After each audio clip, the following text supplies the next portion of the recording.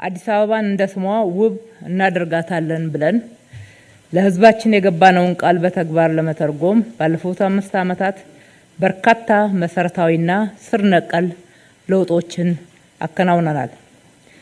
ስር የሰደዱ ኋላ ቀር አስተሳሰቦችንና ችግሮችን በጽናት በመጋፈጥ አዲስ አበባን ከማይጠቅሙ የመሳሳብና የመገፋፋት ፖለቲካ ሁኔታ ውስጥ አውጥተን የሰላምና የልማት ማዕከል ማድረግ ችለናል።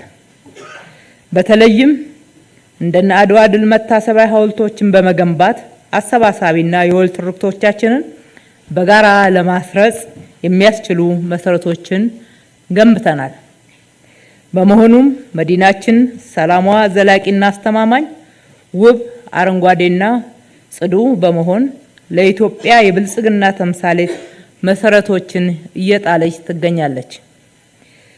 በከተማችን የነበረው 74 እጅ የጎስቋላነት ገጽታ ወደ 30 እጅ ዝቅ በማድረግ የቻልንበት፣ ከአፍሪካ 10 ጽዱ ከተሞች አንዷ ለመሆን የበቃንበት፣ በዓለም አቀፍ ደረጃም እውቅና ያገኘንበት፣ 2.8 እጅ ላይ የነበረው አረንጓዴ ሽፋን ወደ 24 እጅ ከፍ ያደረግንበት መሰረታዊ ለውጦችን ለአብነት መጥቀስ ይቻላል።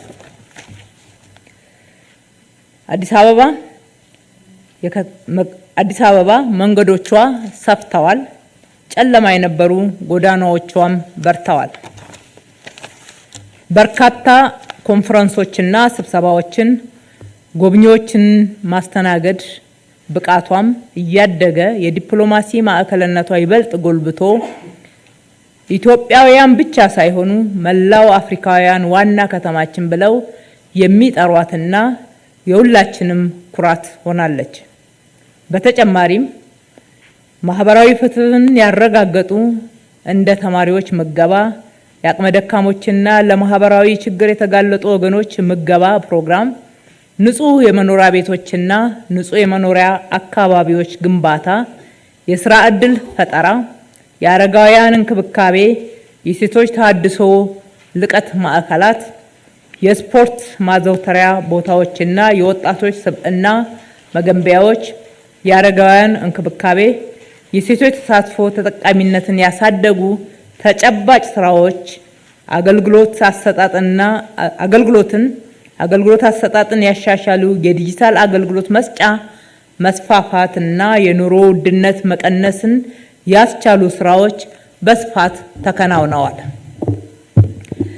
የራሷን ወጪ በራሷ ገቢ በመሸፈን በተጨማሪም የልማት አጋሮቿን በማስተባበር የህብረተሰቡን ማህበራዊና ኢኮኖሚያዊ ችግሮች መፍታት የቻሉ ከ60 ሺህ በላይ ፕሮጀክቶችን በማጠናቀቅ ወደ አገልግሎት ማስገባትም ችለናል።